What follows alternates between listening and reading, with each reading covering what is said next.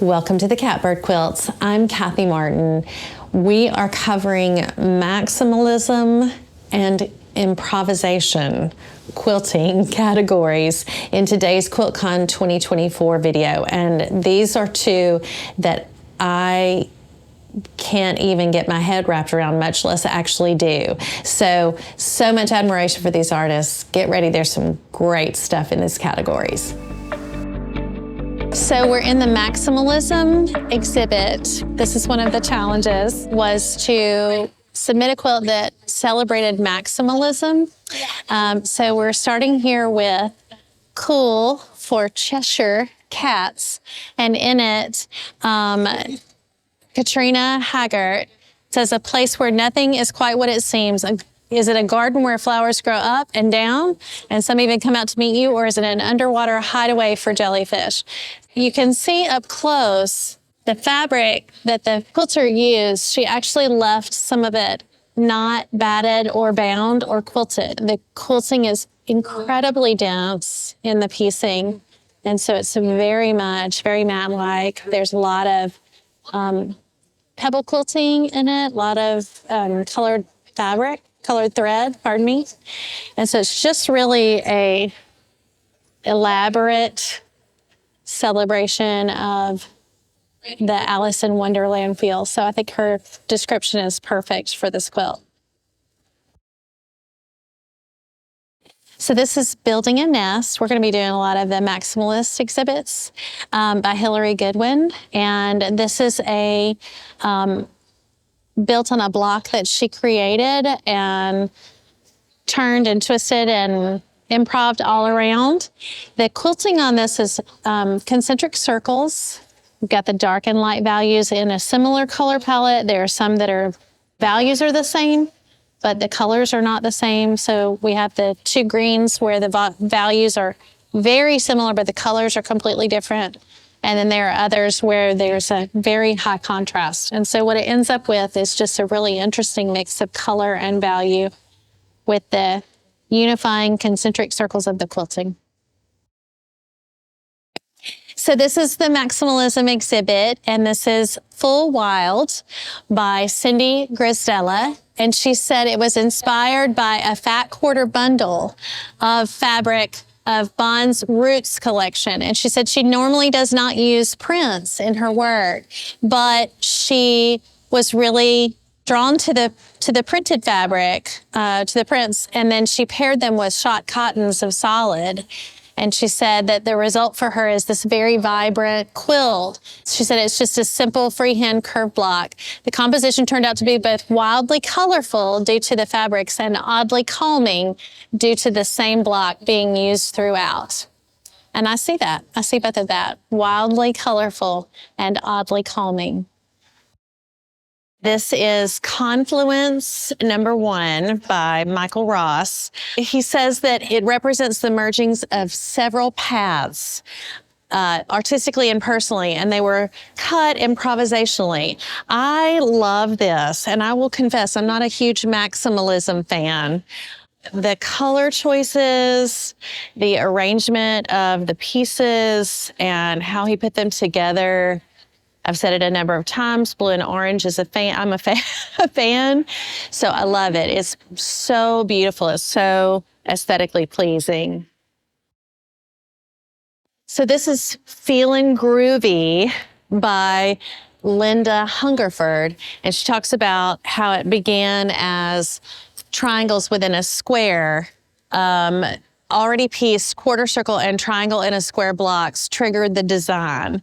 And I just had to come and say something about this because every day that I have a coworker who has her son at the end of the day, and I read to him, and his favorite is Pete the Cat.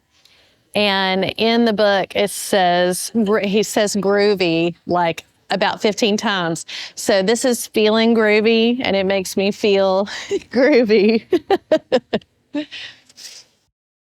This is Hidden Tree by Kristine Selbmann. And in the artist statement, she said she was inspired by the rich greens of the German region, Westerwald, where I lived for a long time.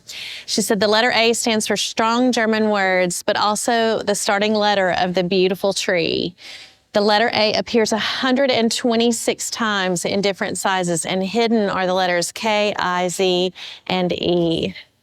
I think some of my favorite quilts in this whole quilt show are some of the ones that have a lot of creativity and a lot going on, but a cohesive color palette, or there's like a repeating shape or a repeating color. And in this case, it's green, and I love it. This is Crazy One by TERESA DURYEA WONG from Houston, and it's a double wedding ring, but in the center are some of the funkiest and funniest fabrics that, like, there's a huge sumo wrestler. There are women that look like they were backup singers in Motown music. There's a pit bull and a cowboy rider, and she says, my inspiration was to max out the imagery and create a new, funky DWR that would wake up the viewer and communicate that modern quilts can still be created from very old patterns. So she's got the retro TV, the Dios de la Muertes imagery. It's just, it is a crazy one. So this is Treaded Maxi by GAYLE WEISS, or WEISS. I did this exact same thing. She has a quilt in the Scrappy Challenge, also called Treaded. And she explored a completely different colorway, but the shapes are very similar. And she said it was in response to the maximalist theme. She created a big, bold, black and white quilt pattern that looks like tire tracks. And then she used solid and printed fabric to create this loud, busy, maximalist look. And she quilted it on the grid on point. It is very loud and bold and busy. So interesting, and I wish you guys could be here to explore these fabrics with me. This is Keeping It 100 by Cassandra Beaver. She said, stripes were the theme of my first 100-day project for 2022. And so between January the 1st and April the 10th, she explored using stripes in her quilting practice. Piecing techniques included inserting wide strips, interleaving Y seams, and traditional piecing methods. She said she wanted to play with contrast, the colors and values, to draw the viewer's eye in different places. She did say she used the edge-to-edge quilting design U-Turn by Beth Ann Nemesh. And I gotta tell you guys, I love that quilting. Okay, so this is Mixed Berry Jam by Tia Curtis. Again, she has another quilt in this show that I have loved. She's from Leavenworth, Kansas. She said she loves to strip piece, and it is evident. I also love triangles. This quilt is a riff on another of my improv strip piece quilts called Berry Jam. I wanted to try the design again, but make it more stripes, more points, a different setting, and just make it more fun. And it is very fun. I love these color choices. Some of them are very unpredictable. The centerpieces really do have that berry jam feel about it. So, but this is Mixed Berry Jam. This is called Imposter Syndrome by Erin Duane. And these are all selvages of fabric. She says in the artist statement that it felt entertaining to incorporate selvages with rules in a completely new way. Quote, not suitable for use in children's sleepwear and intended solely for non-commercial use. This quilt contains selvages I've saved for over a decade, elevating and utilizing every last square inch of these fabric imposters in a kind of quilty hide and seek. So what she has done is taken all of these selvages and played with the values. So the lighter, almost low volume values in the center, radiating out from a very bright center hourglass, and then the really bright and colorful selvages on the sides. I honestly could stand in front of this quilt all day. And just so she's got the color dots, the print dots in the four corners, and then the low volume selvages that are predominantly white, and then the really, really bright ones to the edge. So it's just, I mean, it really is just such a celebration of using every aspect of fabric. There's no waste here, and it just looks absolutely riveting. I think this one had an amazing shot at winning. So this is And She Rises by Sheila Frampton-Cooper. The very first part of her artist statement is, "From the ashes, she always rises." And so this is the story of a phoenix, which is a sign of rebirth. And she said one that resonates with her deeply. You can kind of see, I can see what she's trying to evoke with this phoenix, the rising from the ashes. And she's talking about how our earth is changing. There's beautiful quilting in this piece. A lot of very specific, like to each section, a lot of very, you know, detailed, very small quilting around each of the elements that reinforces what those elements mean and separate them from the others.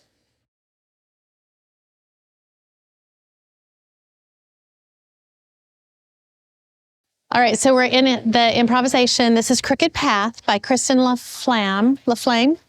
And she says, "Made from my husband's military uniforms, this quilt represents his 20-year career in the Army. Plans laid out, assignments received, choices and repercussions rarely resulted in a straight line." So she said the crooked path is both personal and universal.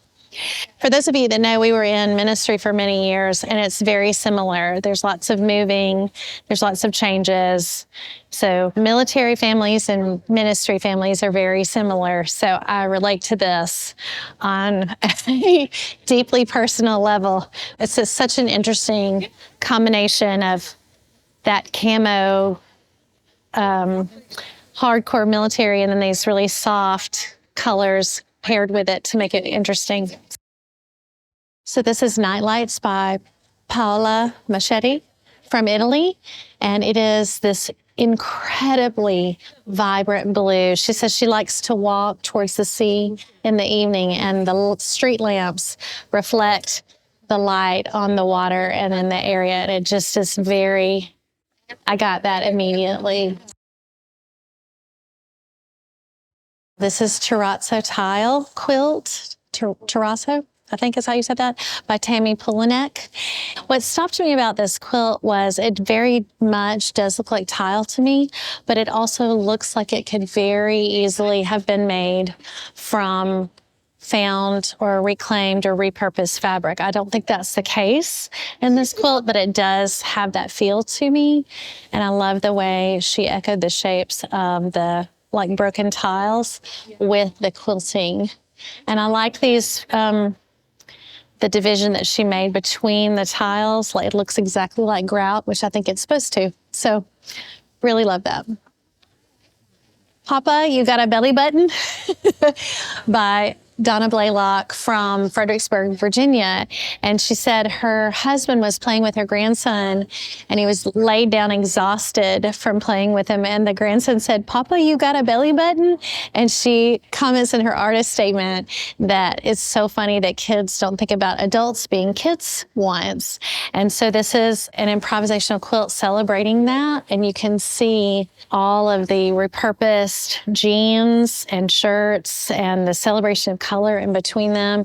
It really does have this very childlike feel about it. It's honestly, it really is like grandpa meets grandson to me.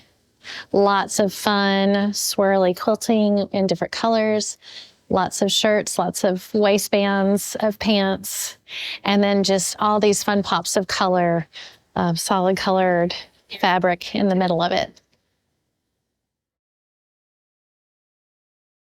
This is Ralph by Vera Root from Oxfordshire, Oxfordshire, UK. She said she was inspired by a painting by Ralph Balson, an English-born Australian artist. And she said transparency fascinates her, especially when the fabrics actually aren't transparent.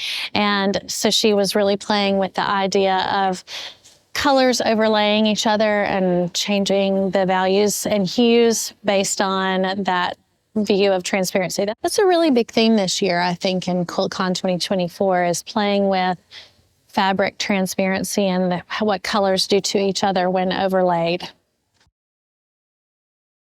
So this is called Something Leafy by Emily Watts. And in her artist statement, she talks about how she had really lost her desire for quilting. She was exhausted all the time. She didn't know if it's because she had small children or long COVID. And then one day out of the blue, drew a sketch that inspired her. And she was like, I don't know, something leafy.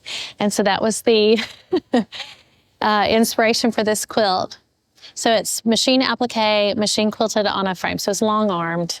But this was her return to quilting after a long hiatus and a long struggle with chronic fatigue. I have to say, sometimes I see quilts and I don't have as much appreciation for them until I really hear what motivated them. And then I get it, and then I feel like I have a connection with the quilt artist. This is LA Stripes by Claudia Shearer. And she said a road trip to LA in 2022, the scenery and the colors inspired this quilt, and the quality of light sparked the idea of LA Stripes. She freehand cut the strips and pieced them in a way to give them a sense of movement and energy. There's that mustard yellow again. It's everywhere too. And mustard yellow thread for her quilting. I like the fact that the middle is broken up by the strips not touching each other. So there's a big, it's like two blocks sewn together in a way that are not matching up. And I really like that. This is Fire, Water, Earth by Diane Paxton from Chelsea, Massachusetts. I want to read this statement, but really I want to stand back and just look at this quilt. It is it's everything to me. It's like calming, but it has a lot of energy. You can see the fire, the water, and the earth. It's perfectly named.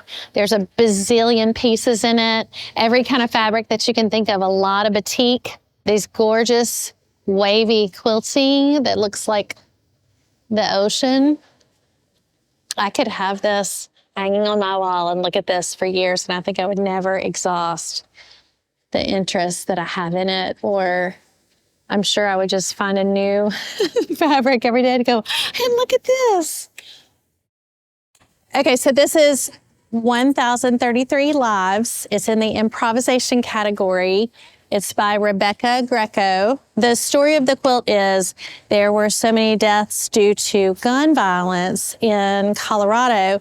It was like 850 deaths due to gun violence. And after she made the quilt, there were additional tally of deaths, which bumped it up to the 1033, which is why it's named this.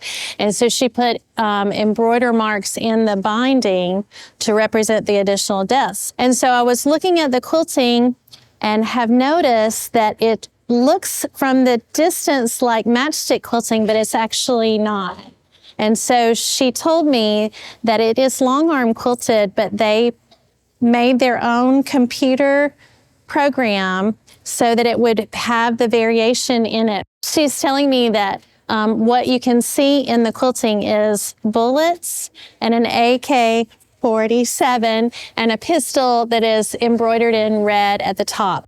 So it's gut-wrenching, makes me want to cry. I know. But also is so beautiful, and this is not art, just taking something that is devastating and tragic and making it really beautiful. So we're in the improvisation category, and this quilt, which by the way is just gorgeous. I mean, like I saw it from a distance. By the way, saw it from a distance and immediately knew that it was shirts, which I guess that tells you how much I work with shirts. But it's called For Mom, and it's by Erica Mulvena. I hope I'm pronouncing that right, Erica. This is a true memory quilt. This is his clothes that she made into a quilt and quilted, and it's called For Mom. And I don't know that I've ever seen plaid so beautifully used in my life. And it has such a wonderful, just the distribution of the fabrics is good. The way she put them together is good. There's gorgeous contrast. She kept some details like the blue jean pocket. There's also a shirt pocket that she kept and obviously quilted around it. And or stitched the shirt pocket flat back over it. But these gorgeous dark blues and light blues. And so if you've wondered if you can make an artistic and beautiful memory quilt out of shirts, the answer is yes. Yes, you can. The quilting on this is amazing. What is so great to me about this particular quilt, she did this very vibrant purple and pink and red and orange. And then she did these companion pieces that are very pale, but really kind of the same colors. So she's really playing with value. But what she did is quilted this with teeny tiny quilting in all of the same colors that are in the quilt. So really it is a beautiful study of both color and value. So the colors are all the same, but their values are different. Even in the lighter pieces, she used that fuchsia and orange and purple, and then she used the light values there as well. So it is so beautiful and compelling, but in part because of this push and pull between the pastels and the brightly contrasted dark values of the same color.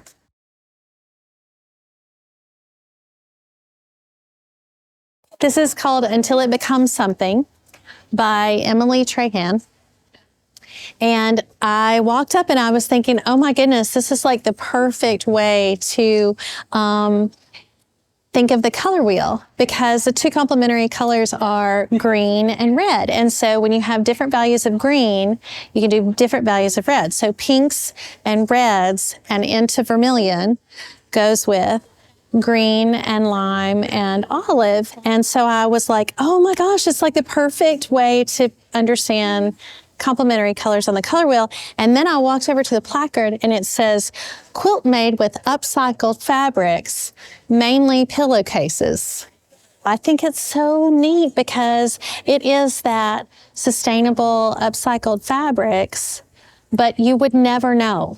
If somebody said that this person went and bought Kona cottons and they would list the name of the Kona cottons, you would never know that this is mainly pillowcases and upcycled fabric. And that is what I love about thrifted fabrics. You can do it artfully and beautifully and give it a second life. It's Grapes, Jam, Raisins, Wine by Heidi Parks. And this is still in improvisation.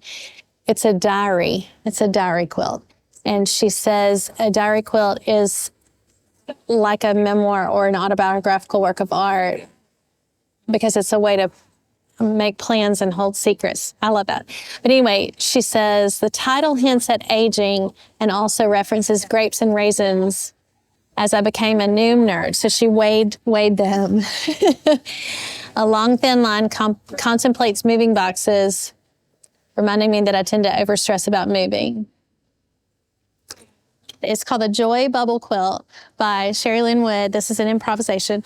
And I went, oh, I love this quilt. And I do. And I think I love it in part because it is so perfectly named. The composition of the quilt with this central theme is this bubbly, cloud-like thing.